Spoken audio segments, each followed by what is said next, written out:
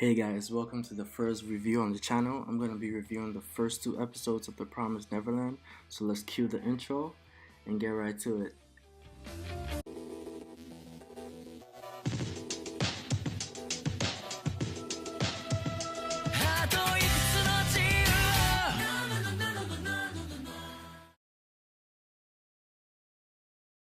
Before I even watched this show, it was compared to Attack on Titan, compared to Death Note. I might even go ahead and compare it to Code Geass.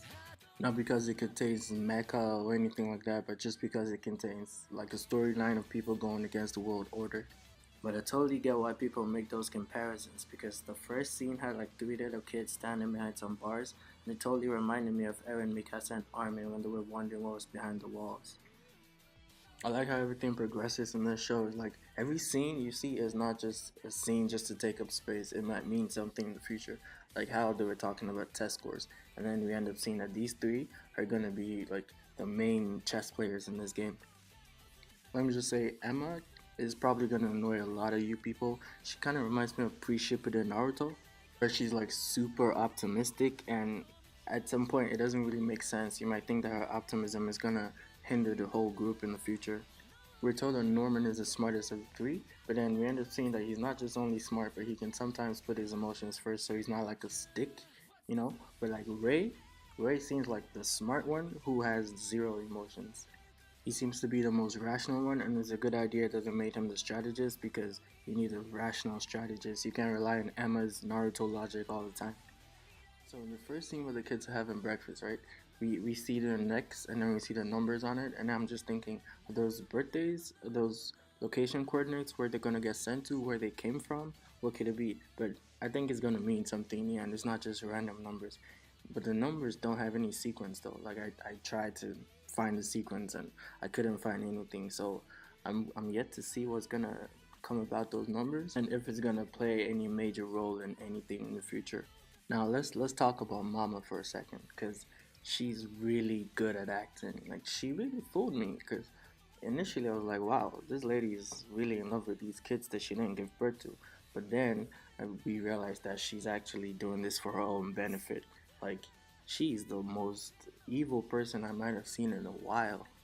I kind of want to compare her deception to how Aizen revealed himself in Soul Society, like how Momo felt when she found out Aizen was bad. I feel that's how the kids are reacting to it. It's just the same for me.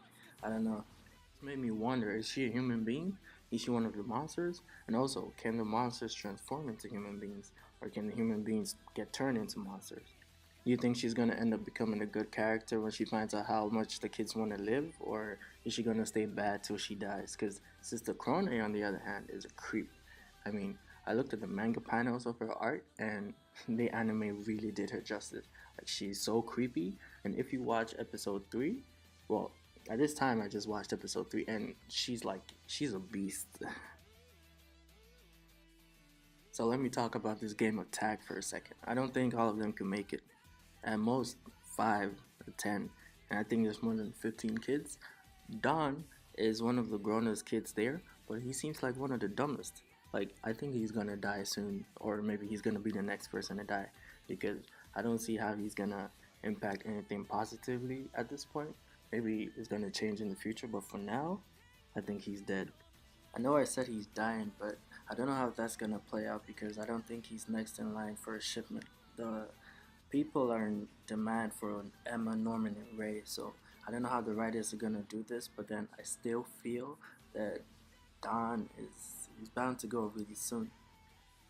In the show, they started comparing the game of tag to a game of chess, which is like they're taking the game out of the physical and into the intellectual.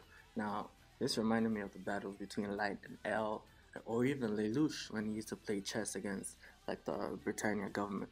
Now, how are these kids gonna pull this off? Because it seems like it's for naught. Because I'm sure if they go over those walls, they're gonna get eaten. That's one.